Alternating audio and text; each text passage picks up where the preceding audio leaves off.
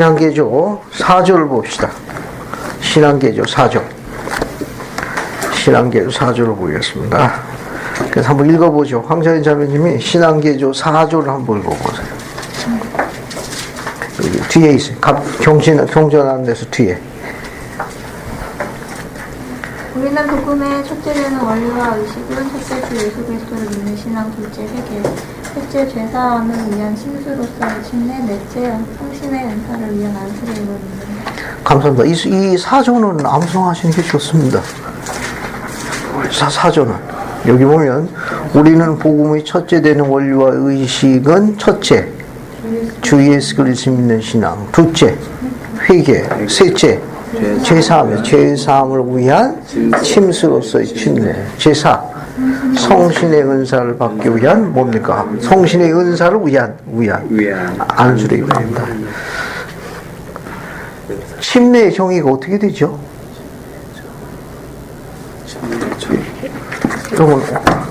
여러분 오늘 나눠주기 인물 두 번째 장 보세요. 두 번째 장. 오늘 나눠주기 인물 두 번째 장 보세요. 두 번째 장. 선지자 조셉 스미스의 가르침에 의하면 침례는 뭐라고 정의되어 있는지 첫 번째 문장을 한번 읽어보겠습니다. 정성은 유인물 두 번째 첫 줄만 읽어봐요. 첫 줄. 맨 위에. 예, 침례는 하나님과 천사와 하늘에 대해 우리가 하나님의 뜻을 행하겠다는 것을 서약하는 하나의 표적입니다. 감사합니다. 선지자가 정의한 침례의 정의예요. 이 침례의 정의라는 건 하나님과 천사와 하늘에 대해 우리가 무엇을 행하겠다고? 하나님의 뜻을 행하겠다고 서약하는 하나의 표적의 침례. 이 침례라는 건 내가 내 뜻대로 산다는 게 아니고 누구 뜻에 따라 산다는 거예요. 하나님의 뜻에 따라 살겠다고 성약하는 표징이 행동으로 나타나는 게 바로 뭐냐? 침례라는 거예요. 그 의식이. 그래서 그 정의를 좀 잘 보시기 바랍니다. 침례라는 것은 즉 하나님과 천사와 하늘에 대해 우리가 하나님의 뜻을 행하겠다고 성약을 맺는 하나의 표적. 하나의 표적입니다. 그 침례는 침례를 받는 네 가지 목적이 있다고 그랬죠? 네. 침례에서 첫 번째가 뭡니까? 죄 사함을 제일 중요한 거예요. 제일 중요한 거. 여기 같이 봐요. 지난주에 한 건데 복습하는 의미에서 같이 할게요. 이 침례를 받는 네 가지 목적이 있습니다. 네 가지 목적이 있어요. 그게 첫 번째는 죄사함. 죄사함입니다. 죄사함. 죄사함을 위한 침례를 받습니다. 두 번째는 그분의 교회와 이 교회가 지상에 세워질 때는 동의어로 지상에 세워진 하나님의 왕국이라고 써요. 같은 표현.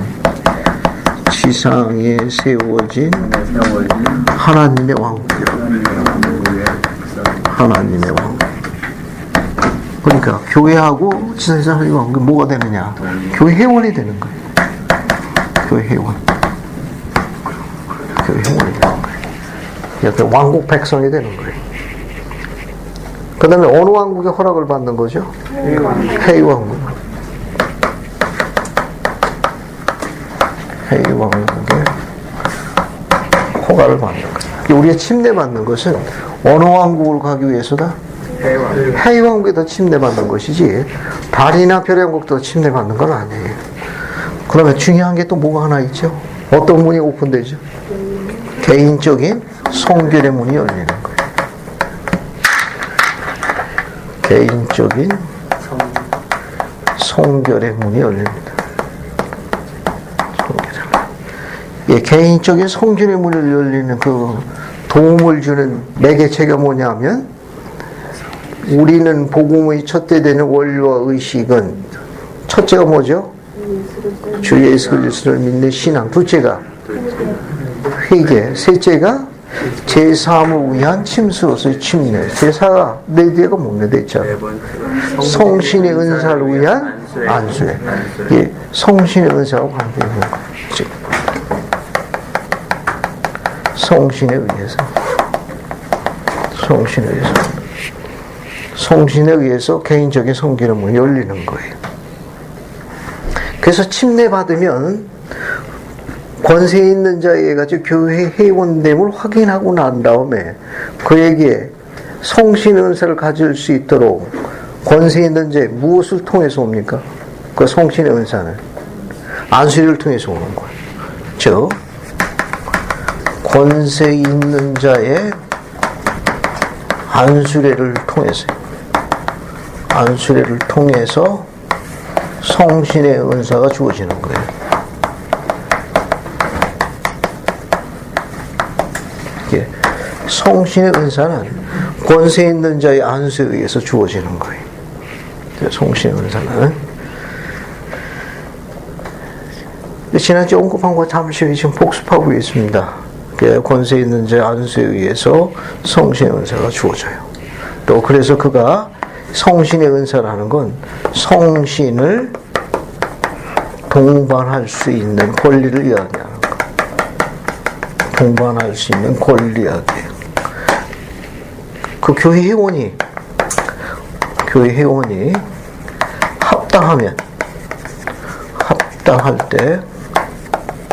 합당할 때 언제든지 성신을 동반할 수 있는 권리를 우리가 뭐라고 한다? 성신의 은사라고 그래요. 이거 조금 이따가 다시 공부할 겁니다. 이거 조금 이따 여기 은사 또 나오니까 거기서 공부할게. 실추에서도 반복하려고. 그래서 개인적인 성기름이 열리는 건 성신을 통해서인데 그 성신을 어떻게 받느냐? 침례를 받아야 돼. 침례를 받은 다음에 권세 있는 자의 안수를 통해 가지고 성신의 은사가 주어지는 거예요. 그래서 그가 합당하게 생활하게 되면 어떻게 되느냐? 성신이 그를 축복해 주는 거예요. 그래서 문이 활짝 열립니다. 지금까지 문이 활짝 열려요. 자, 그러면 예수님도 침례 받았나요? 예수님이 침례 받으신 4가지 이유가 있습니다. 예수님은 죄가 없으신 분에 불구하고도 침례를 받으셨어요. 그죠? 예수님이 침례 받으신 기록이 우리가 그 마태복음에 어디 나와 있습니까? 마태복음 3장이요. 3장에 있습니다. 마태복음 3장 한번 봅시다. 마태복음 3장 한번 볼게요. 마태복음 3장에 기록이 있습니다. 13절부터 17절까지가 예수님이 침례 받으신 기록이에요. 그래서 마태복음 3장 13절부터 17절까지 기록은 예수님이 침례를 받았다는 기록입니다. 됐죠? 자, 그러면 거기 성구 하나 잠시 보고 넘어갈게요. 성구 보시면, 자, 이제 14, 15절 두 절을 먼저 읽어볼게요. 14, 15절. 이종원 자매님 14, 15절 한번 읽어보래요. 요한이 말하여 이르되 내가 당신에게서 세례를 받아야 할 터. 침례를 받아야 할 터인데 당신이 내게로 오시나이까? 예수께서 대답하여 이르시되 이제 허락하라. 우리가 이와 같이 하여 모든 의를 이루는 것이 합당하니라 하시니 이에 요한이 허락하는지라. 감사합니다. 거기 보면 오히려 요한이 제가 주님께 침례를 받으면 옳은데 왜 제게 오십니까? 그랬더니 주님께서 뭐라고 말씀하셨죠? 이제 허락하라. 이와 같이 함으로써 우리가 이와 같이 함으로써 모든 의를 이루는 것이 합당합니다. 여기 침례 받으시는 이유를 한 단어로 묘사했어요. 예수님 뭐라고 이야기했습니까? 모든 의를 이루기 위함이다. 이렇게 아주 한 문장으로 이야기하셨어요. 한 문장. 마태복음 3장 15절에서 언급하신 거예요. 3장 15절에서 예수님 침례 받으신 이유를 한마디로 요약하라면 마태복음 3장 15절에 있는 말씀이에요. 모든 의를 이루기 위함이라. 영상호 형제님, 모든 의를 이루기 위함이라는 예수님의 말씀을 풀어서 해석하면 어떻게 해석할 수 있어요? 침착하게. 어디 뭐 기록해 놓은 거 없어요? 없어요. 네? 기억을 안 나지. 그래. 에어컨 때문에 정상적으로 작동이 안 되는 거구나. 모든 의를 이루기 위함. 이게 뜻이 무슨 뜻입니까? 예수님이 이 말씀을 하시다 요한이 침례를 허락했는데. 영생을 얻기 위한 모든 의식과 율법을 행하는. 감사합니다. 어서 오십시오. 기다리고 있었습니다. 이 모든 의식이란 뭐냐면은 영생을 얻기 위해서 복음의 법과 의식에 순종해야 함을 언급한 편이에요. 즉 영생을 얻기 위해서 복음의 법과 율법을 이야기합니다. 의식에 순종해야 함을 나타내는 거예요. 순종해야 함. 따라서 이걸 뭘 나타내는가 하면은 침례가 뭐라는 걸 알 수 있느냐? 침례가 계명이에요. 계명입니다. 계명. 그 계명에 순종하신 거예요.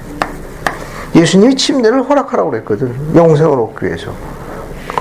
즉 모든 의를 위해서는 복음의 과 의식에 순종해야 해요. 그러면 침례라는 건 계명이라는 걸 언급하는 거예요. 계명에 순종하신 거예요. 또 죄가 없으신 분입니다. 예수님은 죄가 없음에도 불구하고 침례를 받은 견 아버지 앞에 겸손을 나타내신 거예요. 아버지 앞에 겸손. 아버지 앞에 겸손, 계명에 순종하신 거예요. 또 영생을 얻기 위해서 온 거니까 여기 해이왕국에 뭡니까? 허락을 받으신 거예요. 그 다음에 침례를 받지 않으셔도 되시는데 침례를 받았다는 건 우리 모두에게 뭘 보이신 겁니까? 본을 보이신 거예요. 모범. 본을 보이신 거예요. 본을 보이신 거예요. 이게 예수님께서 침례 받으신 네 가지 이유가 될 겁니다. 또 침례는 상징성을 갖고 있어요. 영원한 실체를 상징합니다. 영원한 실체를 상징해요. 영원한 실체를 상징합니다. 칠판 보세요. 설명할 적에 그림 그리는 거 이런 거 유심히 잘 봤다가 나중에 티칭할 적에 검토하시면 좋습니다. 다 이게 오랜 기간 동안에 이게 이제 노하우를 거쳐서 이게 이제 마무리돼서 이게 이제 디스플레이 되는 거예요. 그래서 잘 눈여겨봤다. 그러면 이제 눈에 확 들어오거든요. 자, 침례는 영원한 실체를 상징하는데 왜 그러냐? 같이 하시죠. 이 침례는 침수로서의 침례예요. 왜냐하면 죄사함을 위한 뭡니까? 침수로서의 침례니까 침수라는 건 어때? 물속에 들어갔다가 물 위로 나오는 거 아니에요. 침수했다 위로 나오는 거 아닙니까? 그렇죠? 영원한 실체를 상징한다는 거냐? 첫 번째 예수 그리스도의 돌아가심. 물박입니다. 물박감. 이게 죽으심. 그 다음에 물속으로 들어가는 것은 예수 그리스도의 매장을 이야기.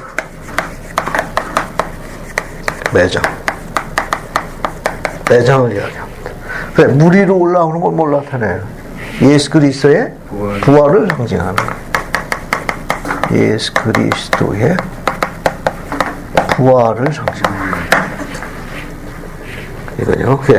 침수로서의 침례라고 했으니까 왜 침수로 하느냐? 물을 뿌리는 게 아니라는 거죠.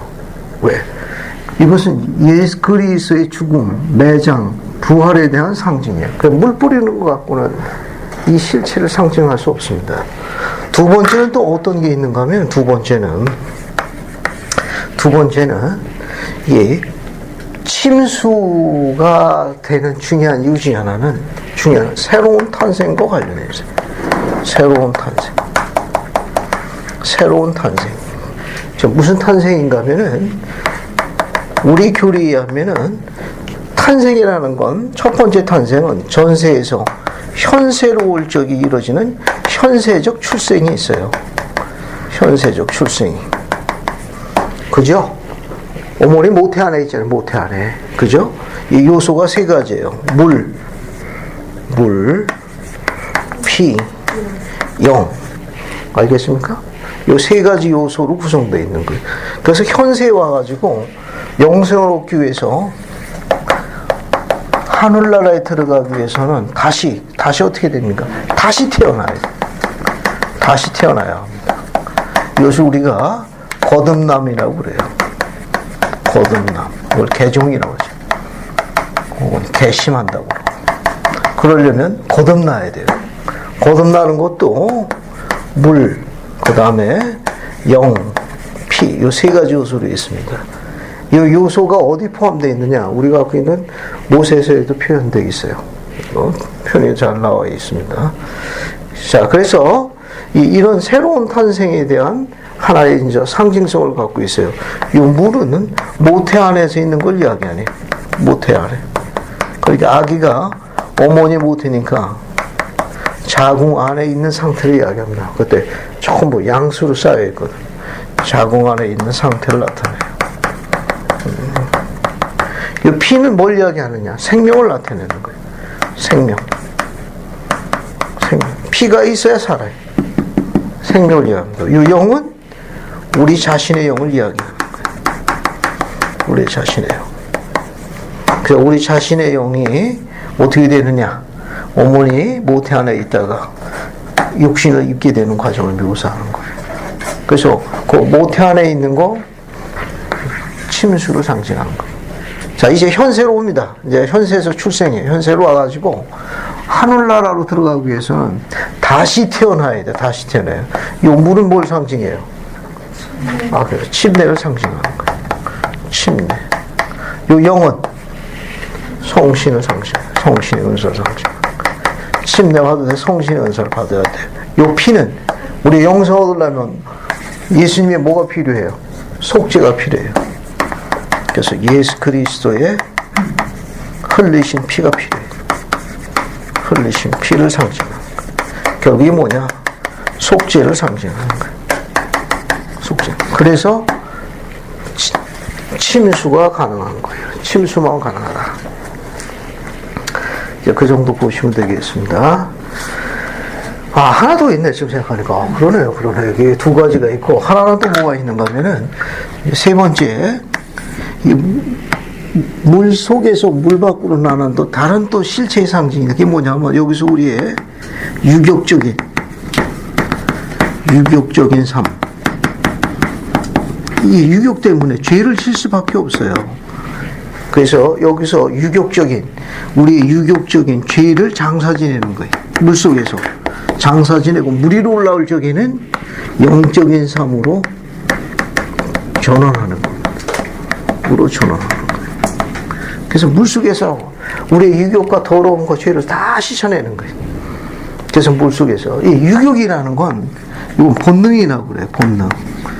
이게 본능대로 생활하는, 본능대로 그냥 자제력이 없어. 통제가 없고 본능대로 사는 대상을 우리가 뭐라고 부르죠? 보통 본능대로 행동하는 대상을 우리가 뭐라고 불러요? 짐승이라고 불러요. 짐승은 자제력이 없어요. 통제가 안 되고. 그래서 통제가 없고 자제력이 없는 인간은 무슨 인간이라고 그래요? 짐승 같은 모모라고 그러죠. 왜? 통제나 자제력이 없으니까. 그러니까 물 위로 올라와서 뭐가 되느냐? 영적인 사물로 전담되니까 성도로서 사는 거예요. 성도라는 건 거룩한 사람이라는 뜻입니다. 그러니까 표현을 이해해 주시기 바랍니다. 짐승 같은 인간에서 뭡니까? 물 위로 나와가지고는 거룩한 사람으로 세워나가는 거예요. 실체이기 때문에 침수로서 하는 거예요. 그런 상징이 있다는 거. 자, 이제 5조로 넘어갑니다. 5조 한번 읽어볼게요. 문병건 형제님, 5조부터 시작해가지고 7조까지 3조, 3조를 다 읽어봐요. 5, 6, 7. 우리는 사람이 복음을 전파하고 그 의식을 집행하기 위해서는 예언에 의하여 또 권세 있는 자에 의한 안수로서 하나님으로부터 부름받아야 함을 믿는다. 우리는 초대교회에 있었던 것과 똑같은 조직, 즉 사도, 선지자, 감독, 교사, 축복사 등을 믿는다. 우리는 방언, 예언, 계시, 시연, 병고침, 방언의 통역 등의 은사를 믿는다. 감사합니다. 우선 그 5조를 보게 되면 우리는 사람이 복음을 전파하고 또 그 의식을 집행하기 위해서는 예언에 의하여 또 권세 있는 자에서 안수로서 하나님부터 부름을 받아야 함을 믿는다. 그렇게 되어 있죠? 네. 신권의 권세와 권능을 지닌 자에 의해 가지고 예언과 계시형에 따라 부름을 받아야 된다는 게 이제 5조의 가르침입니다. 여기서는 하나만 정의만 이해하시면 돼요. 이 신권, 이 신권은 두 가지 구성되어 있습니다. 하나는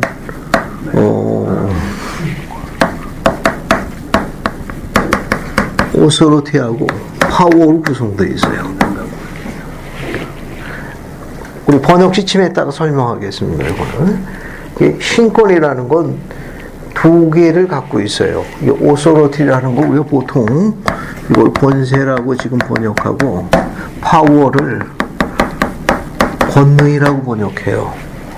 그래서 이 오서로티는 뭘 통해서 오는가 하면 성임을 통해서 오는 거예요. 성임을 통해서. 성임을 통해서. 성임을 통해서 오는 거고, 파워는 순종과 합당성을 통해서 오는 거예요.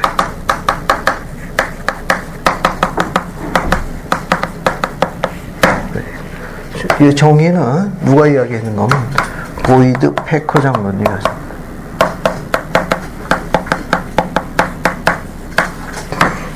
보이드 패커 장로님이 이렇게 정의하셨어요. 이게 신권의 권세의 권능이라는 용어를 많이 쓰는데 권세, 오서리티라는 단어입니다. 이 권세는 성임을 통해서 오는 거예요. 성임을 통해서 오는 거고, 파워라 하는 이 권능이라는 거는 순종과 합당성을 통해서 오는 거예요. 그러니까 정의를 일단 알아두시면 좋아요. 특히 이게 때로는 이 권세하고 권능을 때로는 상황에 따라 가지고 필요시는 또 그 부분을 동의어로 바꿔 쓸 수도 있습니다. 그 내용에 따라 가지고. 그런데 일반적으로 쓰이는 정의를 이야기하는 거예요. 우리 이제 경전 안내에서 보게 되면 권세 또는 권능. 또 밑에 것도 파워도 권능 또는 권세. 상황에 따라서는 두 개를 바꿔서 동의어로 쓸 수 있다. 이렇게 되어 있는데, 일반적인 지침을 이야기하는 겁니다. 지금은 일반적인 정의 지침이에요. 성임을 통해서 오는 걸 뭐라 한다? 권세. 영어를 알아두시면 좋아요. 영어를. 그래서 그것은 이제 오서리티라고 그러고, 순종과 합당성을 통해서 오는 걸 뭐라고 그런다? 권능, 파워라고 그럽니다. 이건 상황에 따라 가지고 개인적인 의로움을 근거로 해가지고 어떤 그런 능력의 크기가 클 적에는 때로는 권세라고도 번역하기도 해요. 어떤 그런 자기 능력이 의로움에 따라 개인적인 의로움은 이제 개인적인 걸 근거로 하기 때문에, 그래서 그런 개인적인 의로움이 커지게 되면 그 파워도 커집니다. 파워가 할 때는 힘이 커진다, 능력이 커진다 해가지고 그럴 때는 권세라고도 번역할 수 있어요. 예를 들게 되면 이제 가르치는 능력할 적에 권세 있는 가르침 이렇게 번역할 때 그 권세는 파워로 쓰입니다. 그러나 일반적으로 쓸 적에 교회에서 우리 번역심에 쓸 적에는 파워는 권능으로 번역한다. 오서리티는 뭘로 번역한다? 권세로 번역한다는 거. 오서리티는 뭘 통해서 온다? 성임을 통해서 오는 거예요. 파워는 뭘 통해서 온다?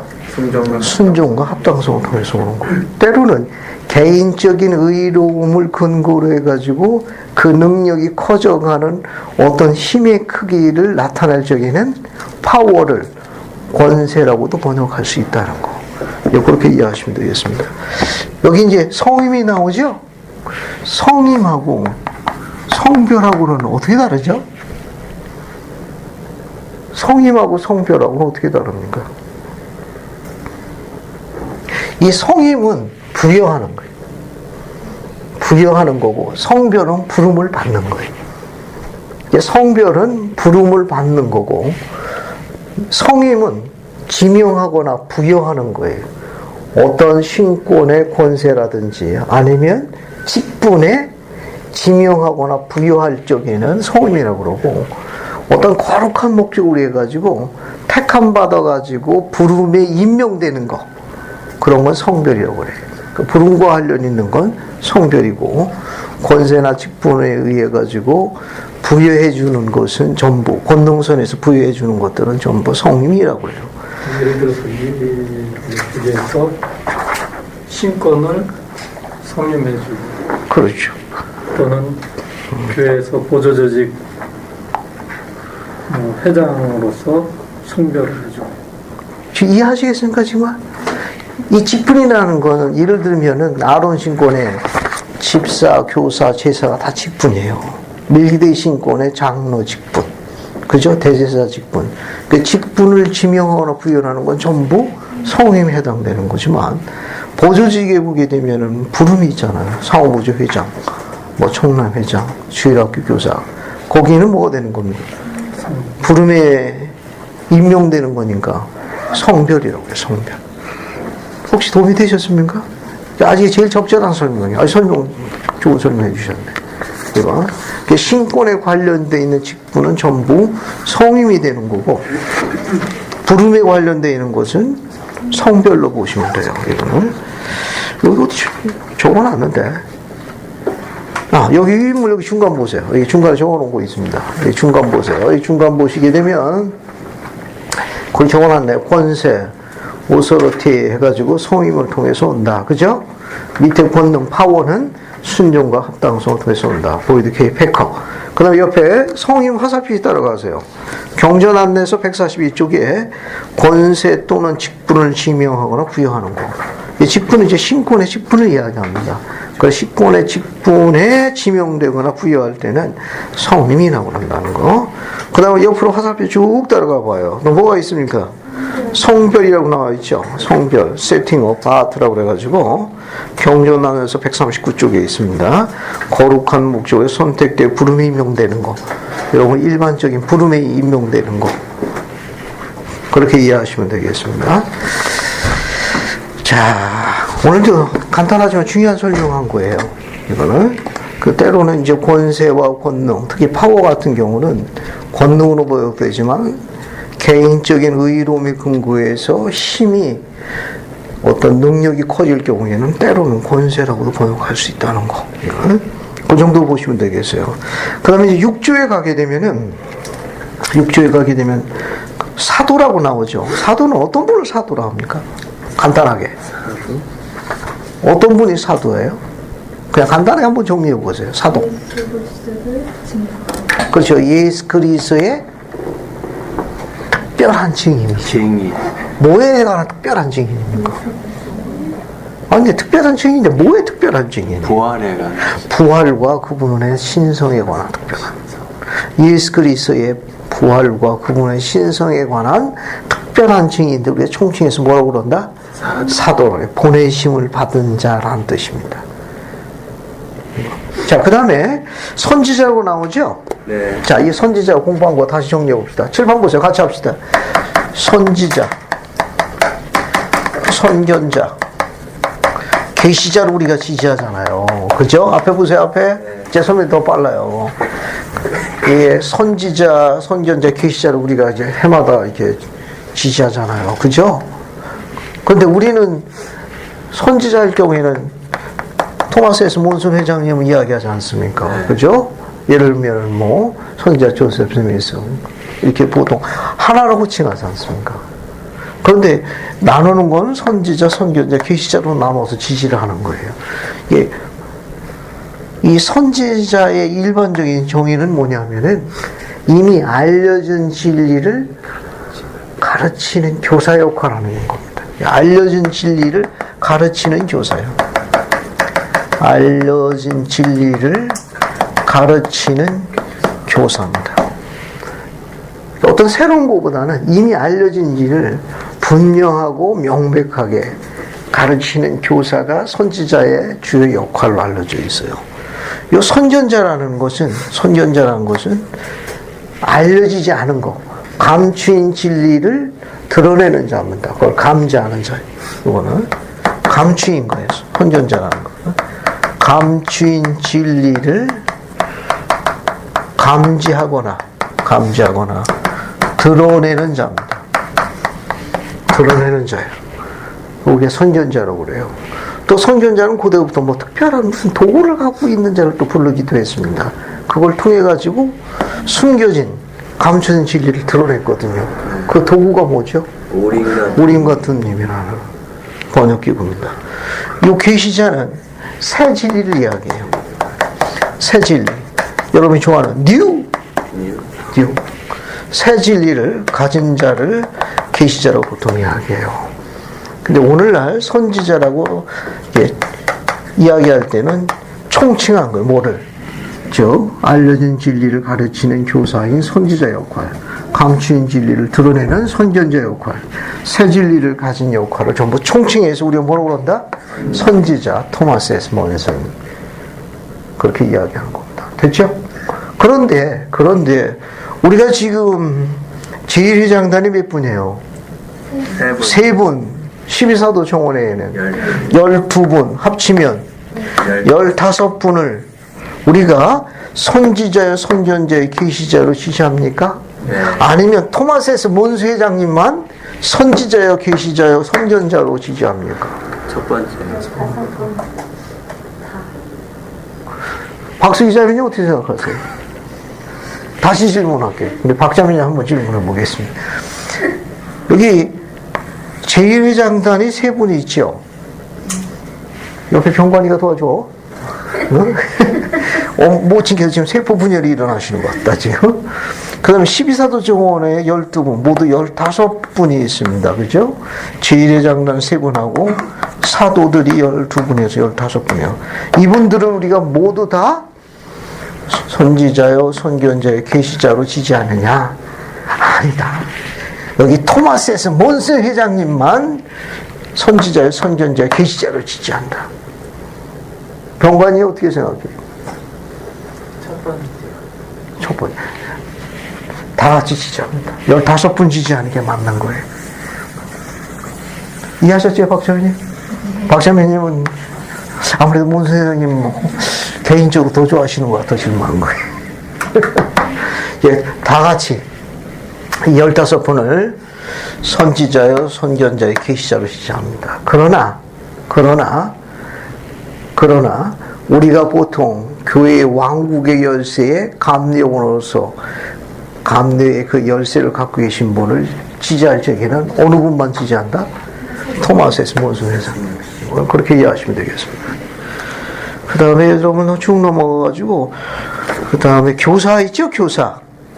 우리 교회에 있는 교사, 아론 신권의 교사 이야기하는 거 아니에요. 우리가 복음을 가르치는 교사를 이야기합니다. 여러분 휴인물 여기 맨 위에 보세요. 맨 위에.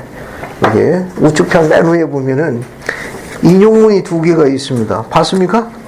그거 한번 읽어볼게요. 인용문. 그래서 박광호 형제님 그거 2개 다 읽어보세요. 하나님의 자녀를 가르치는 교사가 맡은 책임보다 더 큰 책임은 없습니다. 하나님께서는 우리가 필요로 하는 도움을 주기 위해 항상 준비하고 계십니다. 하나님께서는 우리가 마땅히 가지고 있어야 할 가르치는 권세를 배가시킬 수 있도록 여러 가지 수단을 우리에게 주십니다. 그분께서 우리가 무엇을 하도록 하실지 저는 아직 다 알지는 못합니다. 다만 한 가지는 그분이 요구하신 것은 새로운 것이 아니라는 것입니다. 오히려 그것은 그분이 우리에게 요구하신 것보다 더 잘하라는 것입니다. 감사합니다. 우리의 교회가 갖고 있는 직분 중에서 가장 큰 책임과 하나님께서 복을 주시겠다고 하는 부름이 뭐냐? 교사라는 부름이에요. 왜냐하면 그분의 말씀을 가르치고 아버지와 아들을 증거하기 때문에 이 교사만큼 축복받는 직분이 없다. 그래서 그 직분을 어떻게 수행하라는 겁니까? 더 잘하라는 거예요. 내가 요구하는 것만 하지 말고 더 잘하라. 더 잘할 수 있도록 도와주시겠다. 그런 의미입니다. 그 다음에 또 여기 보시게 되면 맨 마지막에 뭐가 있습니까? 축복사가 있죠. 이 축복사에 관해서 여러분 밑에 있는 인용문을 한번 읽어볼게요. 밑에 있는 거. 아니 수자매님 그거 한번 읽어보세요. 여기 가장이 사랑의 영으로 주고 신권의 권세로 인정한 축복은 우리 생활에서 힘이 되며 살아가는 데 유한이 됩니다. 축복문을 제대로 읽고 지킨다면 축복문은 폭풍이 부는 날에 밭이 되며 구름 낀 날에 우리를 격려해주는 메시지가 됩니다. 우리가 율법대로 생활한다면 그 축복은 이 지상생활과 그 이후에 우리의 목적지를 말해주며 삶이 계속됨에 따라 우리의 신앙을 강화해주고 진리로 인도해줍니다. 감사합니다. 이게 축복사의 축복문이라는 거예요. 문병호 형제 축복서 축복 받았어요? 자주 읽어야 돼요. 자주 읽어봐야 됩니다. 여러분도 마찬가지. 축복서의 축복문을 자주 읽고 거기에 나와 있는 약속이 성취될 수 있도록 합당하게 생활하게 되면 주님께서 그것을 확증해 주십니다. 이 축복서의 축복은 거기 나와 있는 대로 폭풍이 부는 날에 닻이 되고 구름 낀 날에 우리를 격리해 주는 뭐가 되는 거예요? 메시지가 됩니다. 그래서 우리의 진로를 아주 명확하게 올바로 갈 수 있도록 인도해 주는 권능의 지팡이가 되는 역할을 해 주는 거예요. 자, 제언 하나 드립니다. 오늘 집에 가시게 되면 축복사의 축복문 한번 읽어보시는 거예요. 알겠습니까? 한번 쭉 검토해 보세요. 이게 혹시 복이 빠진 게 뭐가 있나 하고 한번 들여다보시라 그런 말입니다. 이거. 자, 그 다음에 이제 영의 은사를 공부할게요. 7조로 넘어갑니다. 거기 보면 우리는 방언, 예언, 계시, 시언, 병고침, 방언의 통역 등의 은사를 믿는다. 그렇게 나와 있죠? 네. 자, 이제 설명을 잠깐 하고 넘어갈게요. 앞에 보세요. 성신의 은사하고 성령, 영의 은사하고 이게 조금 달라요. 그죠? 네. 조금 다릅니다. 성신의 은사하고 성령 은사가 어떻게 다른지 잠시 옆에 있는 반원하고 의견 한번 좀 나눠보세요. 단어 차이는 뭐 거의 똑같아요. 여기는 성신이고 여기는 성령, 영, 동의어예요. 이게 성신의 은사하고 성령의 은사, 영의 은사는 어떻게 다르냐, 차이점이 뭐냐 한번 연기해 보십시오. 박홍호 형제님 뒤에 박수희 자매님하고 저기 문병호 형님 같이 이야기하시고, 알겠습니까? 그리고 여기 황수현 자매님은 같이 이야기를 해요. 설명을 잘 해줘야 될 거예요. 그래, 두 분이 이렇게 싸우지 마시고 사이좋게 이야기하시고. 정강호 형제는 할 수 없는데 혼자서 영감 받는 수밖에. 아니면 이거 같이 나눠도 되겠다. 뒤에 황수현 자매 같이 이야기하면 되겠다. 자, 어떻게 다른지 한번 찾아보세요. 정신과 동반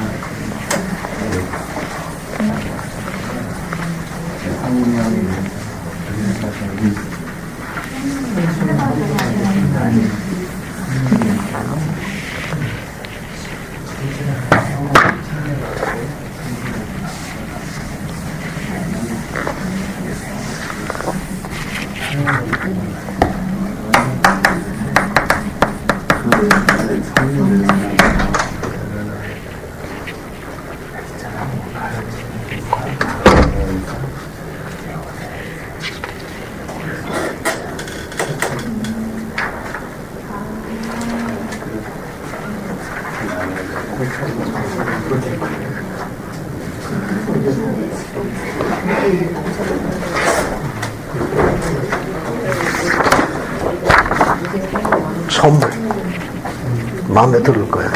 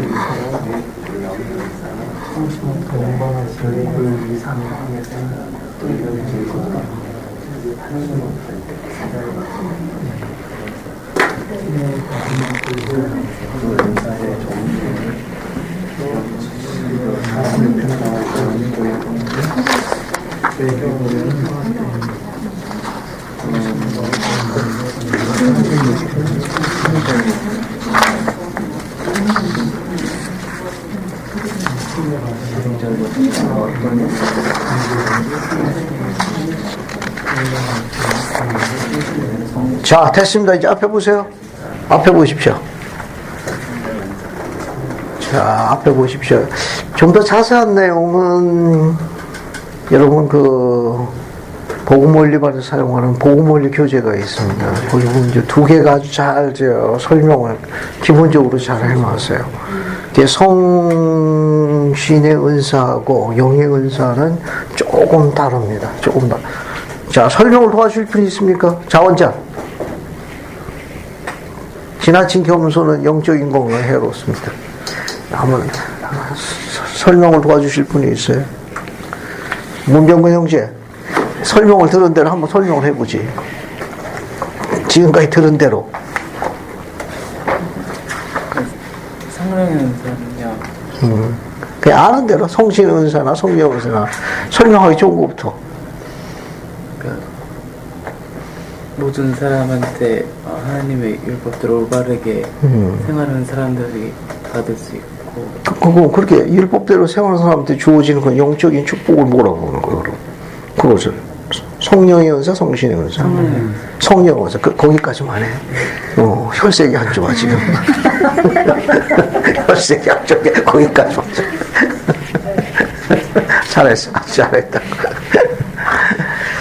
자, 여기 보세요.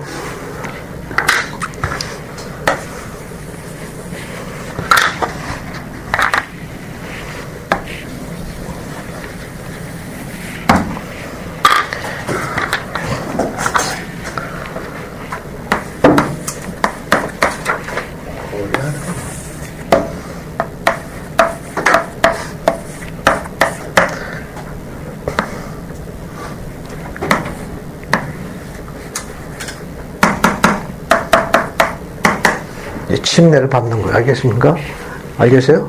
이거 침례를 받는 겁니다. 이렇게 침례를 받고 난 다음에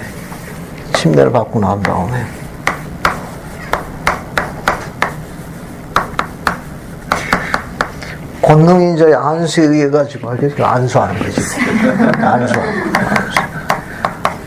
안수를 받고 나면 이제 성신을 받게 됩니다.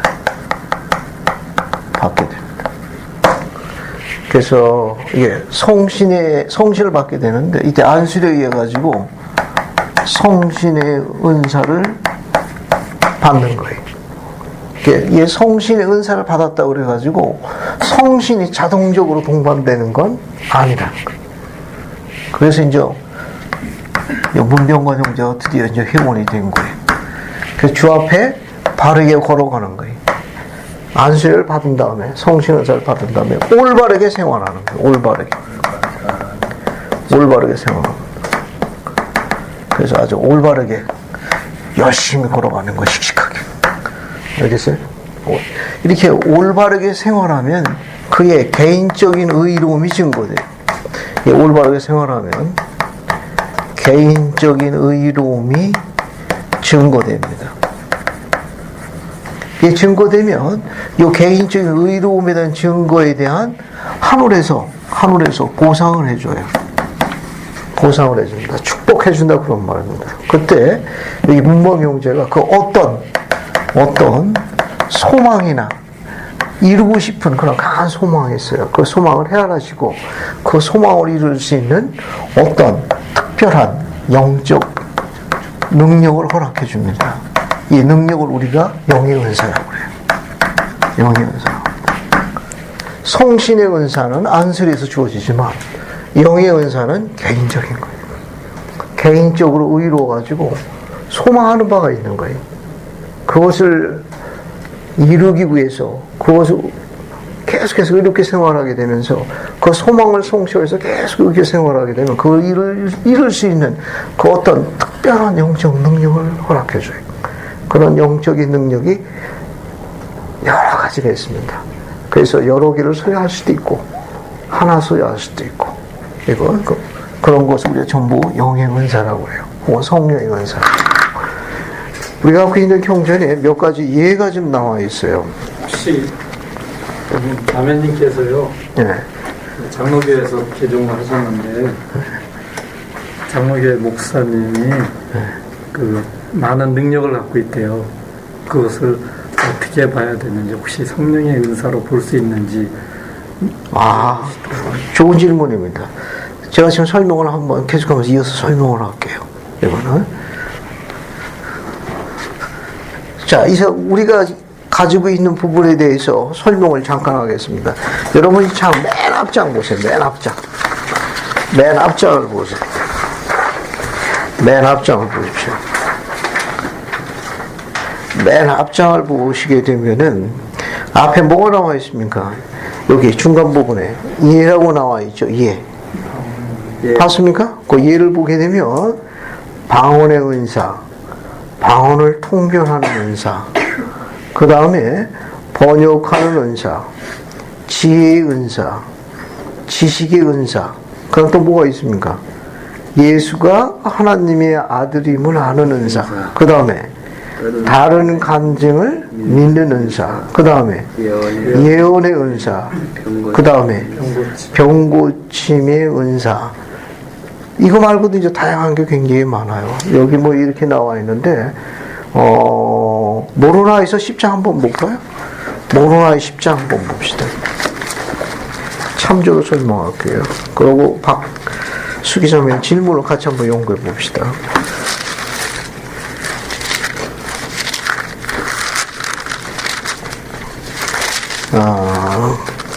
거기 여러분 그 모로나에서 10장을 보시게 되면은 9절 10절 보면 뭐가 나와 있습니까? 9절에 보면 지혜의 말씀을 가르치게 하는 은사, 그죠? 10절에는 지식의 말씀을 가르치는 은사. 이 두 개가 다 주어지는 수도 있습니다. 모로나에서 10장 9절 10절을 공부하고 있어요. 9절 10절 보시면은 거기 보면 어떤 얘기는 하나님의 영으로 말미암아 지혜의 말씀을 가르치게 해주시고, 또 다른 얘기에는 같은 영으로 지식의 말씀을 가르치게 해주시느니라. 그죠? 하나님의 영으로 누구에는 지혜의 말씀을 가르칠 수 있는 능력, 지식의 말씀을 가르칠 수 있는 능력. 이 두 개가 분류되어 있지만 이 두 개를 다 갖는 수도 있습니다. 지혜와 지식을 가르치는 거 다 줄 수 있어요. 11절 심히 큰 신앙 또는 병고침 또는 능한 기적 행함, 예언, 천사와 성령을 베푸는 것, 온갖 방언, 그죠? 그 16절부터 뭐가 나와 있습니까? 방언을 통변하는 등 이런 게 주어져 있습니다. 그죠? 그래서 또 교리서야 46편으로 가봅시다. 교리서야 46편 보세요. 교리서 46편 11절부터 보세요. 교리서 46편 11절. 자, 거기 뭐라고 나와 있는가 하면은, 우선 10절부터 보겠습니다. 진실로 또 내가 너에게 이르노니 나는 너희가 교회에 주어진 그 은사들이 항상 무엇인지 기억하며 항상 너희 마음에 간절히 원하노라. 물론 모두가 다 모든 은사를 다 받는 것은 아니니 이는 많은 은사가 있고 또 각 사람에는 하나님의 영으로 한 가지 은사가 주어집니다. 어떤 이에게는 이것이 주어지고 또 어떤 이에는 다른 것이 주어지나니 이는 모두가 그로서 서로 봉사함으로써 유익을 얻게 함이라, 그런 말입니다. 어떤 이에게는 거의 중요한 게 있네요. 그죠? 성신으로 말미암아 예수 그리스도가 하나님의 아들인 것과 그가 세상의 죄를 위해 십자가 목에서 알게 해주니라. 즉 예수가 하나님의 아들을 아는 은사도 성신을 통해서 온다고 되어 있네요. 그죠? 이 계시를 보라는 겁니다. 앞에 보세요. 여기 있는 영의 은사는, 앞에 보세요. 지금 계시의 이야기에서 46편을 보게 되면 어떤 회원이 안수를 통해서 성신의 은사를 받고 난 다음에 계속해서 올바르고 합당하게 진리 가운데 생활하는 거예요. 생활하게 되면 어떻습니까? 그 개인적인 의로움이 쌓이면 쌓일수록 하나님께서 그에게 축복을 해주시는 거예요. 축복을 해주는데 그 축복이 뭐냐? 그 보상으로는 그 축복이 어떤 특별한 영적 능력을 주시는 거예요. 그 능력을 주시는데 뭘 통해서 온다고 되어 있죠? 여기 기록에 의하면. 지금 뭘 통해서 온다고 되어 있습니까? 13절 앞에. 성신으로 말미암아. 네? 성신을 통해서. 앞에 보세요. 우리가 이야기하는 우리 계시의 기록이 하게 되면 이런 영적인 은사는 성신을 통해서 오는 거예요. 지금 이야기하는 영적인 좀 많은 은사가 있지 않습니까? 지혜, 지식, 예언, 통변 전부 뭘로부터 오는 거예요? 성신을 통해서 온다고 계시되어 있으니까 우리가 가지고 있는 기본 교리에 따르게 되면 이거 외에 다른 것은 그분께서 성신을 통해서 온 것이 아니라고 설명드릴 수 있습니다. 물론 그쪽에 계신 분 중에 선한 분들이 계십니다. 선한 분들이 계시는데 그분들이 갖고 있는 능력도 어쩌면 하나의 영적인 은사가 될 수도 있어요. 그런데 그분들이 이 교회에서 요구하고 있는 주 예수 그리스도를 믿는 신앙에 의해서 회개하고 죄사함을 침수의 침례와 합당한 권세의 안수에 의해 가지고 받은 경로를 고치지 않았기 때문에 우리는 그런 부분에 대해서 동의하지 않습니다.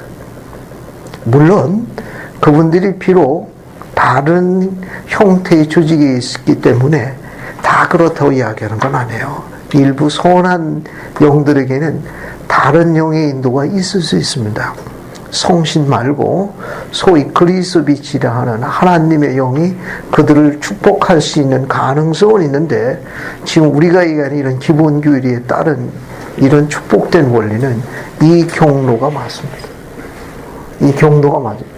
이런 경로에서 주어지는 어떤 사람이 침례를 받고 권세 있는 자의 안수를 해가지고 성신의 은사를 받은 다음에 이 교회가 요구하는 복음의 법과 의식에 따라 순종함으로써 얻는 개인적인 의로움이 증거될 적에 그의 소망과 그의 의로움에 따라 성신을 통해서 주는 개인적인 어떤 특별한 영적인 능력을 성령의 은사, 영의 은사로 정의하고 있습니다.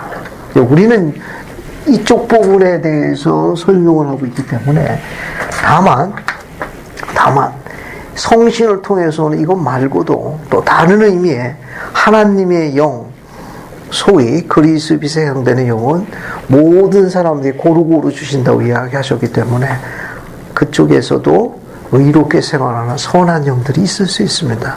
아마 그쪽은 우리가 이야기하는 이 성신 쪽보다는 아마 그쪽에 그러한 성령이라는 소위 하나님의 영, 그리스의 빛을 통해 가지고 선한 능력을 갖도록 축복해 줄 가능성은 있습니다. 꼭 없다는 건 아니에요. 이건 그렇게 이해하시면 되겠습니다. 자, 그 다음에 이제 다시 이제 어딜 보시는가 하면은요, 그 다음에 방언에 대해서 한번 공부해 보겠습니다. 박수희 자매님, 보통 계시던 그쪽에서 방언을 어떻게 정의합니까? 그쪽에서 방언하시는 분 있을 텐데. 그 방언도 영의 은사라고. 그렇죠. 거기는 어떻게 방언을 정의합니까? 방언이요? 하나님과 대화하고 하나님 말씀을 통통변하는. 네, 보통 일반적으로 방언해야 독실한 신도로 이렇게 이제 격상되는 경우가 많은데 이 회복된 교회에서 방언의 정의는 조금 다릅니다. 보통 일반적으로 세상에서는 알아듣지 못하는 일종의 주문 비슷한 그런 경지에 일러야 이제 신도 중에서 격이 있는 신도로 이제 격상이 됩니다. 예, 실제로 그렇고. 그런데 이 회복된 교회에서의 가르침의 방언은 거기와 성격이 조금 다릅니다. 그래서 여러분 참조가 되기 위해서 거기 세 번째 장에다가 인용을 좀 해놨어요. 그래서 여러분 어딜 보시는가 하면 이 좌측편 맨 밑에 보게 되면 신앙계도 제7조 영의 은사라고 있습니다. 찾았습니까? 네. 브루살메 군장은 이렇게 기록했다. 사람이 헌신하고 신앙을 갖고 순종하게 되면 하나님의 은혜로 영의 은사라고 하는 특별한 영적인 축복을 받게 된다. 그들이 영의 은사를 얻는 것은 율법에 순종해서 얻는 거지만 순종하는 모든 사람에 값이 주어지는 은사라고 부른다. 이것을 우리가 영의 은사, 성령의 은사라고 하는 거예요. 주어지는 목적은 충실한 자를 가르치고 용기를 주고 교화하여 그들이 이 세상에서 평화롭고 장차올 세상에서 영생을 얻을 수 있도록 하는 것이다. 그 은사가 나타나는 것은 하나님의 사업, 즉 주님의 사업의 신성을 증명해 준다.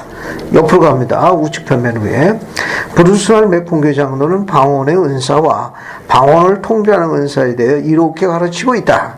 그것은 두 가지로 볼 수가 있는데 외국인이 하는 말을 이해하기 위해서 외국어를 공부하는 것과 다른 언어를 번역하는 것, 이것도 방언의 은사의 일종입니다. 두 번째, 외국어나 전혀 모르는 언어를 사전 준비 없이 말하거나 이해하는 것. 이 두 가지 경우가 다 방언의 은사에 해당되는 겁니다. 하나는 이제 복음을 전파하기 위해서 언어를 그 나라 언어로 전파하기 위해서 그 나라 언어를 공부하고 이해하는 것도 방언의 은사고, 또 하나는 상황에 따라 가지고 전혀 모르는 언어를 통변할 수 있는 그 은사도 방언의 은사입니다. 첫 번째의 경우는 더 중요하고 일반적인 경우지만 두 번째의 경우는 극적인 경우로서 인간들 사이에 오랫동안 알려지지 않아 현재일은 존재하지만 즉 잘 사용되지 않은 언어와 관련이 있다. 예를 들면 어떤 사람이 아담의 사이다 순수한 언어를 방언하는 경우도 있을 수 있다. 거기 보세요. 방언의 은사, 방언을 통변하는 은사 모두 주로 복음을 전파하는 도교에 주어진다.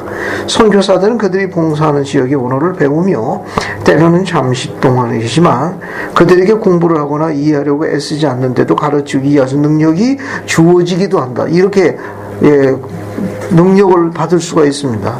그냥 익숙하지 않은 그런 외국어인데 복음을 증거하기 위해서 갑자기 그걸 통변하는 능력이 주어질 수가 있어요.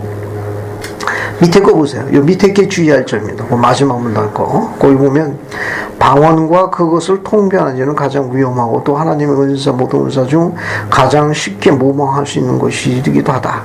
사람들은 지식의 힘을 빌어 말하거나 통변할 수 있으므로 그와 같이 자신의 능력에 거짓을 말하고 이단의 가르침을 전할 수 있다. 맨 마지막 보세요.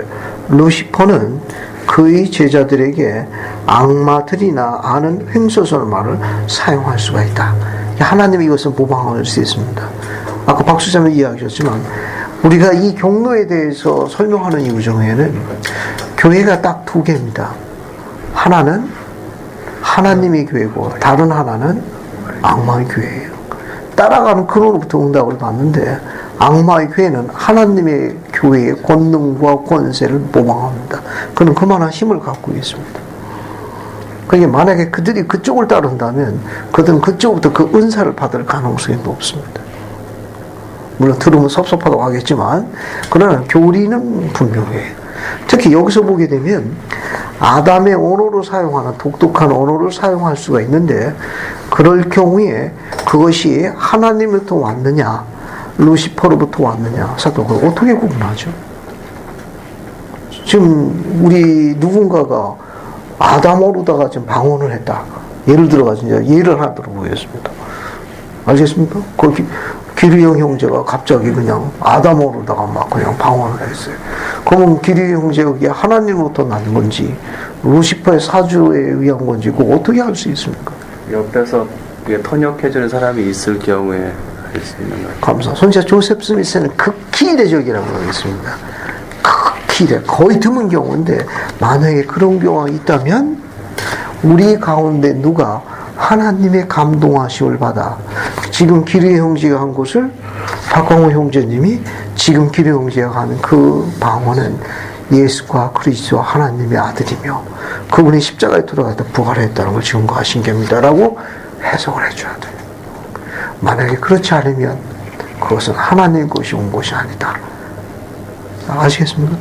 예를 들면 그런 거, 예를 들면. 근데 그거는 극히 이례적이기 때문에 오늘날 일반적인 방언이라는 건 그 나라의 언어로 복음을 전파하는 걸 의미한다. 오늘날의 방언은 그것입니다. 대부분 선교사들이 이 방언과 통변원사의 축복을 받고 있어요. 해당되는 나라의 언어로 복음을 전파하는 게 오늘날 회복된 교회 방언의 은사와 통변 은사의 정의입니다. 그렇게 이해하시면 되겠어요. 자, 그 다음에 이제 쭉 넘어가셔가지고 8조를 읽어보겠습니다. 8조부터 시작해가지고 10조까지 읽어보겠어요. 됐습니까? 소수연 자매님이 8, 9, 10조를 읽어주십시오. 우리는 정확하게 번역되어 있는 한 성경이 하나님의 말씀임을 믿으며 또한 몰몬경도 하나님의 말씀임을 믿는다. 우리는 하나님께서 이제까지 계시하신 모든 것과 현재 계시하시는 모든 것을 믿으며 앞으로도 그분이 하나님의 왕국에 관한 많은 위대하고도 중대한 것들을 계시하실 것을 믿는다.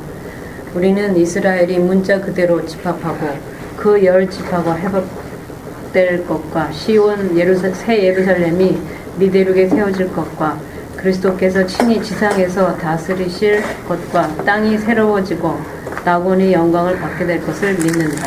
감사합니다. 우선 여러분 그 8조의 첫 줄에 주목해 주십시오. 그 첫 줄에 보시면은 우리는 뭐뭐하게 되어 있는 한, 정확하게 번역되어 있는 한, 뒤에 뭐라고 되어 있습니까? 성경에 하나님 말씀입니다. 따라서 우리는 성경에 훼손된 부분이 있다는 걸 암시하는 거예요. 샘플로 네 번째 장을 보세요. 유인물 네 번째 장. 네 번째 장 보세요. 네 번째 장 보시면은 좌측편 이 안에 8조의 인용문이 있습니다. 성경은 정확하게 번역되어 있는 한 하나님의 말씀입니다. 보셨습니까? 네. 그제 빠른 속도로 한번 읽어보도록 할게요. 정성호 이제 한번 쭉 읽어봐요. 선지자 니파이네. 선지자 니파야는 예수 그리스도께서 탄생하시기 약 600년 전에 우리가 성경으로 알고 있는 거룩한 기록이 수집되어 출현하리라는 것을 미리 보았다. 그러나 니파이는 또한 성경의 본문 일부가 변경되리라는 것도 예언했다. 니파이가 시연에서 본 바에 따르면 이러한 성경 내용의 변경은 크고 가증한 교회에서 행하고 있는 일의 결과인 것이다. 그 교회는 명백하고 극히 귀한 많은 부분들을 제하여 버렸으며 주의 많은 성령 또한 제하여 버렸습니다. 이제 이 모든 일을 그들이 행한 것은 다 주의 바른 길을 굳게 하여 사람의 자녀들의 눈을 멀게 하고 마음을 완악하게 하려 함이라. 성경 본문에 약간의 변경이 있고 여러 세기를 거쳐오는 동안 부주의로 인해 추가 삭제 또는 수정이 있었다는 것을 알고는 있지만 주님의 손길이 그 책을 보호해 오셨으며 그 책은 오늘날 우리들에게 위대한 가치가 있다는 것을 우리는 확신하고 있다. 에즈라 테프트 댄슨 회장은 이렇게 가르쳤다. 나는 성경, 구약전서와 신약전서를 모두 사랑합니다. 성경 위대한 진리의 원천입니다. 성경은 우리에게 주님의 생애 및 업적을 가르쳐줍니다. 성경을 읽으면 지구의 역사가 시작된 태초부터 그분의 백성 인도하시는 하나님의 손길을 느끼게 됩니다. 성경이 세계사에 미친 영향을 과소평가할 수 없을 것입니다. 성경으로 말미암아 수많은 사람이 축복을 받아왔습니다. 그러나 세대가 거듭 이어져 옴에 따라 하나님의 말씀은 더 이상 인간에게 주어지지 않았습니다. 사람들은 그들을 인도해 줄 계시가 더 이상 주어지지 않게 되자 성경을 제각기 다르게 해석하기 시작했습니다. 수많은 교회와 종파가 생겨 저마다 성경 그들의 권위 있는 근거로 내세웠습니다. 그렇다고 그러한 점들로 인해 성경의 가치가 줄어드는 것은 아닙니다. 이 거룩하고 성스러운 경전은 인간에게 헤아릴 수 없는 가치를 지니고 있습니다. 사실 선지자 조셉 스미스가 영감을 받아 집 근처의 작은 숲속으로 들어가 무릎을 꿇고 기도드리게 된 것도 성경에 있는 한 구절로 말미암은 것이었습니다. 그 결과 영광스러운 시연이 있게 되었으며 예수 그리스도의 충만한 복음이 지상에 회복되게 되었습니다. 또한 이 시연에 이어 새로운 경전이 예수는 그리스도이시며 하나님은 살아계시며 그분의 자녀를 사랑하시고 지금도 우리의 구원과 승령에 친히 관여하신다는 점을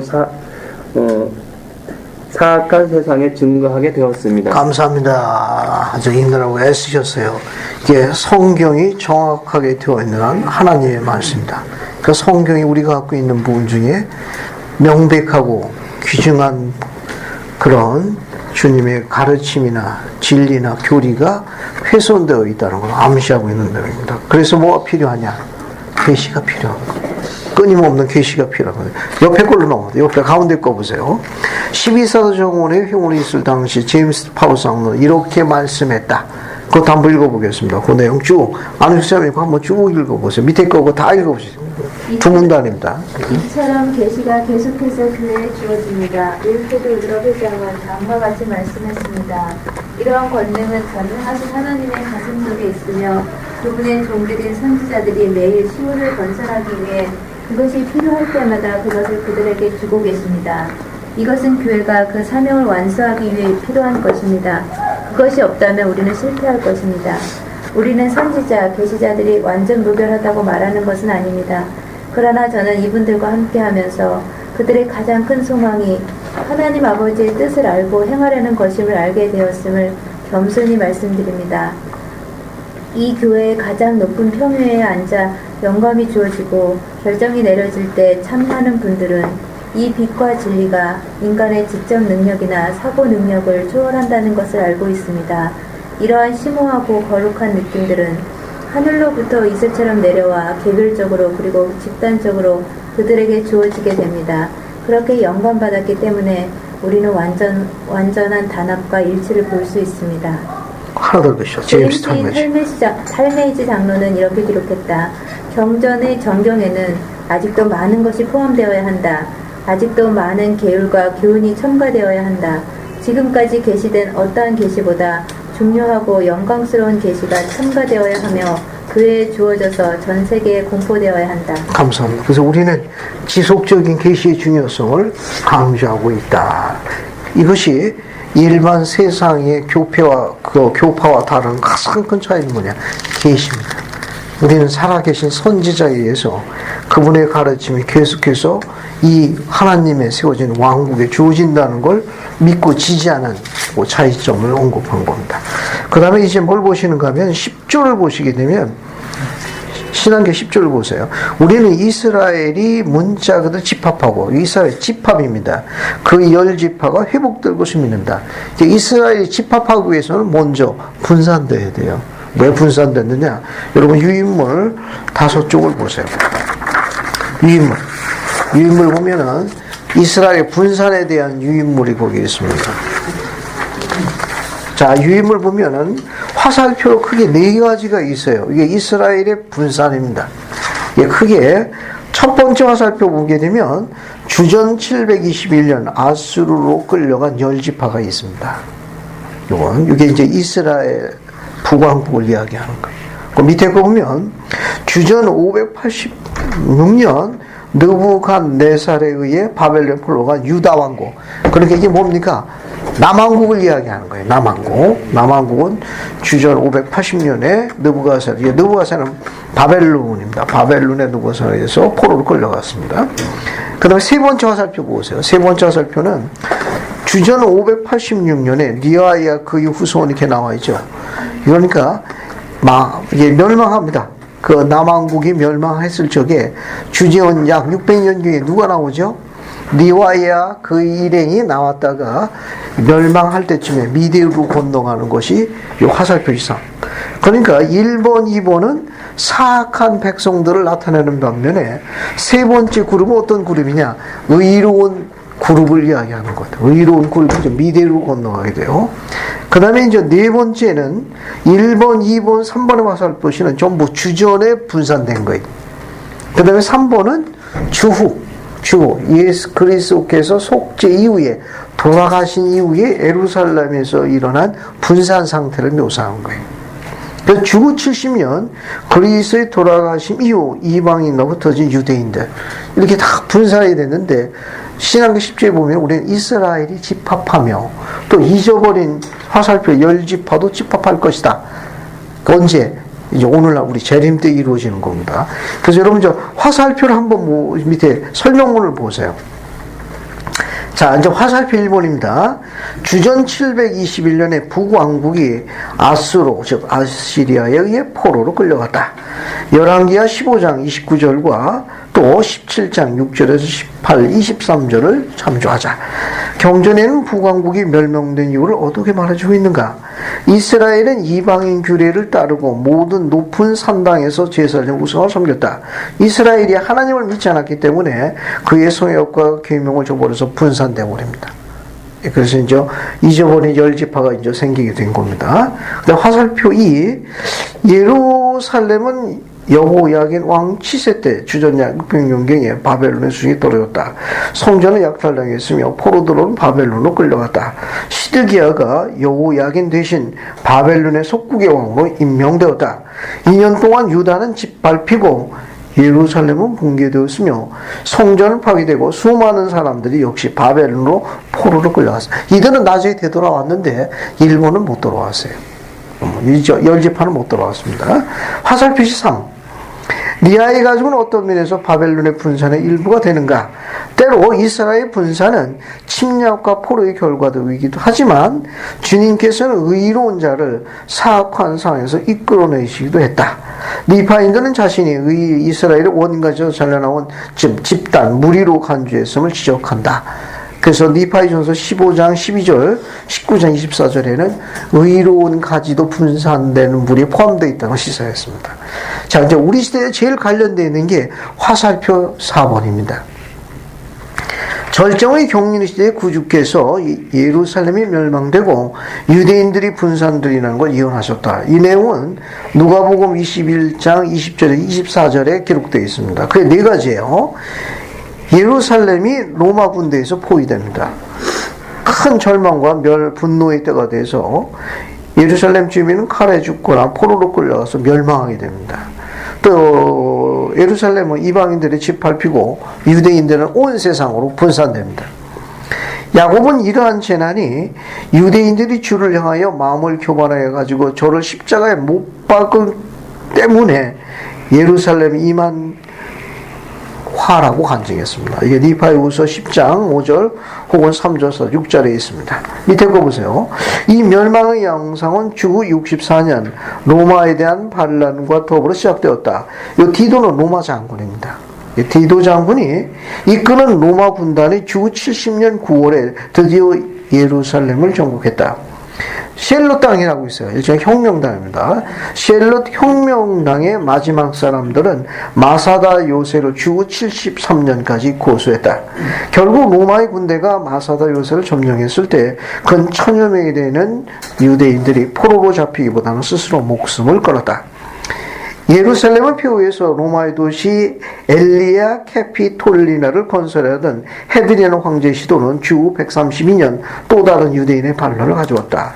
시몬 바 코세바라는 민중의 시도 이끄는 반란군은 잠시 동안 유대와 예루살렘시를 로마의 통치로부터 자유롭게 할 수 있었다. 그러나 로마인들이 다시 무력을 갖추어 예루살렘 주변에 극히 일부 지역을 남기되 모든 땅을 정복했다. 주후 135년에 바코세바 그 일당은 모두 죽임을 당했다. 로마의 군대가 예루살렘에 주둔해 있으며 그 이름을 팔레스타인으로 개명했다. 오늘날까지 팔레스타인으로 정하고 있죠. 모든 면에서 예수님의 예언이 성취된 것이다. 이것이 이스라엘의 분산이고 집합이 이루어지고 있습니다. 다시 앞에 앞장을 보세요. 앞장 우측편 맨 마지막 여기 분산과 집합에 대한 오늘날 우리에 대한 견해가 있습니다. 봤습니까? 그거 한번 읽어볼게요. 박광현님 그거 한번 읽어주죠. 분산과 집합에 관한 교리는 분산과 집합에 관한 교리는 모두 세 가지 중요한 요소를 갖고 있다. 첫째, 우리는 이스라엘 민족이 성약을 어김으로써 하나님께서 분산시키셨다는 것을 역사적으로 알 수 있다. 둘째, 집합은 오늘날 수많은 유대인들이 팔레스타인으로 돌아와 이스라엘 국가를 세움으로써 진행되고 있다. 더욱 중요한 것은 수백만의 사람이 회복된 교회에 가입함으로써 영적인 집합을 하고 이스라엘 가문의 회원으로 신분을 갖는 것이다. 셋째, 집합에 있어서 우리 개인의 역할은 온 세상에 복음을 전하고 현대 이스라엘이 집합하도록 깃발을 세우는 우리 책임이 포함됩니다.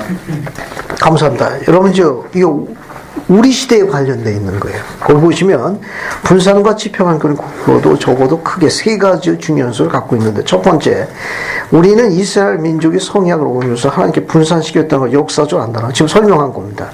크게 이제 그 분산이 화살표 세 개로 나눠지고 하나는 의로운 분산은 리아이린이라고 설명했어요. 둘째, 집합은 오늘날 수많은 유대인들이 팔레스타인으로 돌아와 이스라엘 국가를 세움으로써 진행되고 있다. 거기 이스라엘이 건국되지 않습니까? 집합의 예표라는 거예요. 그 다음 말고 또 더 중요한 게 뭐냐면 더욱 중요한 것은 수백만한 사람들이 회복된 교회에 가입으로서 영적인 집합을 하고 있고 이스라엘 가문의 회원으로서 신분을 갖게 하는 것이다. 그러니까 세상 사람들이 이렇게 영적인 집합하기 위한 도구가 뭐냐? 선교사업이에요. 선교사업은 이스라엘의 집합을 돕는 그분의 방편입니다. 그러니까 우리 자녀들이 손주서 나가는 것은 이스라엘 집합과 관련해서 이 집합이 이루어져야만 주님의 재림의 성취가 이루어지는 거예요. 이 약속이 성취되는 겁니다. 셋째, 집합에 있어 우리 개인의 역할은 온 세상에 복음을 전파하고 현대 이스라엘 집합보다 깃발을 세우는 것이 우리 책에 포함된다. 오늘날 이스라엘 분산과 집합에 관한 우리의 견해입니다. 그 다음에 이제 어딜 보시는가 하면은 11조부터 13조까지 보겠습니다. 봤습니까? 그래서 변신영 자매님이 신앙개조 여기 11조부터 13조까지 다 한번 읽어봐요. 11조부터 13조까지 다 읽어요. 우리는 우리 자신의 양심의 지시에 따라 전능하신 하나님을 예배할 특권이 있음을 주장하며 또 모든 사람에게 그들이 어떻게 어디에서 혹은 무엇이라도 예배할 수 있는 똑같은 특권을 허용한다.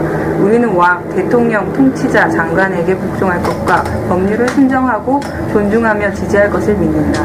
우리는 정직, 진실, 순결, 인자, 유덕 그리고 만인에게의 선행을 믿는다. 진실로 우리는 바울의 훈계를 따른다 할 수 있으니 우리는 모든 것을 믿으며 우리는 모든 것을 바라며 우리는 이미 많은 것을 견디어 왔으니 모든 것을 견딜 수 있기를 바란다. 무엇이든지 유덕하고 사랑할 만하거나 혹 듣기 좋거나 혹 칭찬할 만한 일이 있으면 우리는 이것들을 구하여 맞지 않는다. 조셉 스미스. 감사합니다. 여러분 13조만 보세요. 앞에 거는 여러분 유인물 참조하시면 되는데 13조 보시게 되면은 우리는 뭐라고 나와 있습니까? 정직, 그 다음에 진실, 그 다음에 순결, 그 다음 인자, 그 다음 유도, 그리고 만인에게 선행을 믿는다.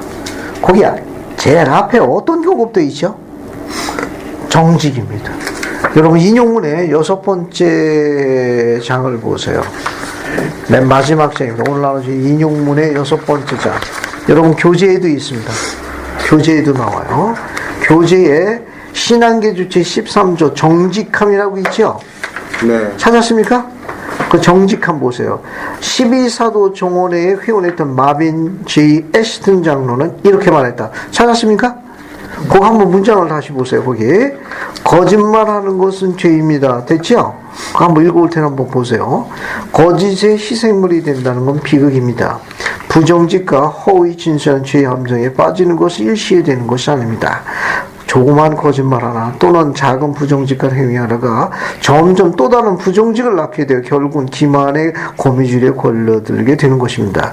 이러한 함정의 희생물이 된 사람들은 자신의 문제를 깨달으려 하지 않고 변화하려는 노력을 하지 않아서 일생 동안 무거운 짐에 허되게 되는 예가 많습니다. 많은 사람들이 거지의 사슬에 해방되기 위하여 필요한 일을 행하려 하지 않습니다. 어떤 사람은 정직의 가치를 잘 알고 있으면서도 정직으로 향하는 첫 발을 내딛지 못하고 있습니다. 그 밑에 문장 보세요. 정직은 기본입니다. 즉 거짓은 다른 악의 종범자입니다. 누군가 말했듯이 죄는 여러 가지 도구를 갖고 있습니다. 그러나 거짓말은 그 모든 기구를 다룰 수 있는 손잡이입니다. 마빈 제이슨. 그래서 우리는 정직, 이 앞에 우리 후기 성도의 칼라입니다. 우리 후기 성도가 지닌 성품 중에 하나는 뭐냐? 정직한 것. 정직한 겁니다. 자, 밑에 순결함이 나오죠? 스펜서 W 자가 빠졌네. 그죠? 스펜서 W 킴볼 회장을 이렇게 선포했다. 봤죠? 황자는 자님 거 한번 쭉 읽어봐요. 오늘날 가정을 괴롭히는 이렇게. 오늘날 가정을 괴롭히는 많은 문제는 거의 모두 계명의 7째 계명을 범함으로써 오는 것들입니다. 온전한 순결과 결혼 후의 온전한 정절은 여전히 도덕의 기준이 되는 것으로 이 길에서 탈선할 때에는 죄와 비참과 불행을 면할 수 없습니다. 됐습니다. 이해하셨겠죠? 이게 순결함이라는 건. 그래서 여러분 쭉 넘어가셔가지고요. 어디를 보시는가 하면 여기 가운데 거 맨 위에 그 인용문 2개를 보세요. 봤습니까? 네. 거기 보시면 결혼 계약 밖에서의 어떤 성적인 은밀한 행위, 즉 옷을 입었건 안 입었건 다른 사람의 신성하고 은밀한 육체에 어떤 의도적인 접촉을 하는 것은 죄이며 하나님께서 금하신 겁니다. 또한 여러분 자신의 신체에서 일어나는 감정을 의도적으로 하는 것도 범법입니다. 뒤에 계속 보세요. 사탄은 육체적인 접촉이 낳는 강하고 자극적인 감정을 찾기 원하는 사람들에게 허용할 수 있는 정도의 육체적 접촉이 있다고 믿게 유혹하며, 그래서 그 경계 내에서 만다면 아무런 해가 없을 것이라고 유혹하고 있습니다. 예수 그리스도의 한치로 저는 그러한 것은 완전히 거짓임을 확실히 말씀드리는 바입니다. 특별히 사탄은 순결로 깨끗한 삶을 살았던 사람들을 여자의 육체의 자극적인 영상이 담긴 영화나 비디오, 잡지를 통해 유혹합니다. 사탄은 욕망을 자극시켜 곧 불의의 관계와 순결을 덮인 결로가 초래되도록 시도하기를 원합니다. 강한 습관은 깨트리기가 어렵게 굳어집니다. 결과는 정신적이며 감정뿐인 상처뿐입니다. 밑에 거 마빈 제이스 장로는 이렇게 말씀했다. 사랑을 입증하기 위해 혼외의 성관계로 미덕과 순결을 뺏으는 사람은 친구도 될 수 없고 영원한 가족도 될 수 없습니다. 오늘날 불순결이 불법의 성향원식에 신앙계조는 상당히 의미 있게 포함될 수 있다는 걸 기억하시면 되겠어요. 그 다음에 여기 인물 맨 끝장, 맨 끝에 부분 우측편 맨 위에 보면 스펜서 W. 킴볼 회장은 이렇게 말씀했다. 찾았습니까? 그거 한번 보세요. 하나님은 우리에게 경고를 주시며 주의를 기울여 우리를 관찰하고 계십니다. 그러나 하나님은 타인을 통해서 간접적으로 우리의 요구를 들어주십니다. 그러므로 이 왕국에서 우리들 서로가 봉사함은 매우 중요한 일입니다. 우리의 그런 기도의 응답은 다른 사람의 봉사를 통해서 주어진다는 걸 묘사한 내용입니다. 됐죠? 밑에 거 보세요. 너시엘 엠넬 장로는 이렇게 가르쳤다. 국적이나 종교적인 배경을 초월하여 회복된 복음의 충만함에 관심을 가지 못할게 우리는 불살 맥풍리장이 하신 말씀을 들려드립니다. 여러분이 간직하신 모든 진리와 선을 늘 지니고 다니십시오. 건전하고 합당한 원리는 어떤 것인지 저버리지 마십시오. 세상의 모든 교회에서 찾아보게 된 모든 진리를 우리는 믿습니다. 그러나 우리가 모든 인류에게 말씀드리는 것은 하나님께서 우리 시대에 회복하신 더 많은 빛과 진리를 이곳에 와 찾으라는 것입니다. 우리가 더 많은 진리를 알게 될 때 지금 이곳에서 우리의 기쁨은 커질 것이며 더 많은 진리를 받게 되면 영원한 세상에서 우리는 더 큰 보상을 받게 됩니다. 이 권위의 말씀을 온 세상의 모든 선한 분에게 드리는 바입니다. 됐죠? 여러분 신앙계조 다시 보세요. 13조 다시 봅시다. 자, 그리고 정리할게요. 이 13조를 암송하시면 좋은 성구입니다. 거기 보시면은 우리는 정직, 진실, 순결, 인자, 유도 그리고 만인에게 선행을 봅니다. 진실로 우리는 바울의 훈계를 따른다 할 수 있으니 우리는 모든 걸 믿으며 우리는 모든 것을 바라며 또 우리는 이미 많은 것을 견디어 왔으니 모든 것을 견딜 수 있기를 바란다. 무엇이든지 유독하고 사랑할 만하거나 혹 듣기 좋거나 혹 칭찬할 만이 있으면 우리는 이것들을 구하여 마지 않는다. 이 아름다운 조셉의 후기 성도에 관한 하나님께 우선 성도의 기본 품격에 관한 걸 적극 검토해 주시기 바랍니다. 그래서 혹 여러분이 이렇게 교회에서 이제 생활하게 되면 이제 많은 모임에 참석하게 되시게 될 겁니다. 그때 혹 힘들거나 짜증이 나거나 할 때는 바울의 훈계를 따른다 할 수 있으니 우리는 이미 많은 모임을 견디어 왔고 앞으로도 많은 모임을 견디기를 바란다. 이렇게 위로하시면은 조금 도움이 되실 수도 있다는 거. 꼭 그런 건 아니지만 우리도 이렇게 긍정적으로 이렇게 훨씬 더 무엇인지 유독하고 사랑할 만하고 꼭 듣기 좋거나 칭찬해서 우리는 구하지 않는다. 이렇게 도움을 받을 수 있습니다. 즉 후기 성도가 교회 모임에 충실히 생활하지 않는 한 복음대로 생활하는 건 거의 불가능합니다. 신앙기도 13조에 그와 같은 기본 원리를 이해하기 위해서는 교회에서 제공하고 있는 그런 좋은 모임에 적극적으로 참여하십니다. 이렇게 해서 도움이 되셨으면 좋겠어요. 이렇게 해서 신앙계조 13계조 중요 부분을 전부 정리합니다.